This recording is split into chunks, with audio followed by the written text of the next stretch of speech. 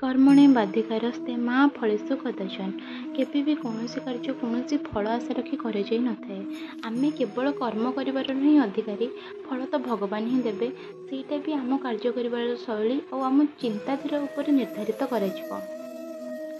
आज हूँ श्रावण मासर तृतीय सोमवार जेहेतु मो महादेव को बहुत अधिक भल पाए, बहुत अधिक माने, से आशीर्वाद नहीं कि ये गोटे शुभ दिन में यूट्यूब जर्नी मोर स्टार्ट करुच्ची। फास्ट वीडियो मु आज अपलोड करी।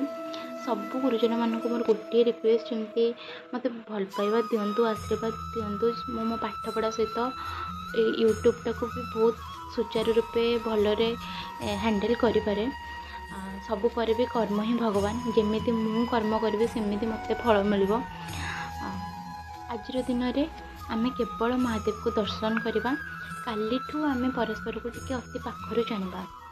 बस आज एति। नमस्कार, जय जगन्नाथ, ओम नमः शिवाय। दिनटी आपणकर मंगलमय हो।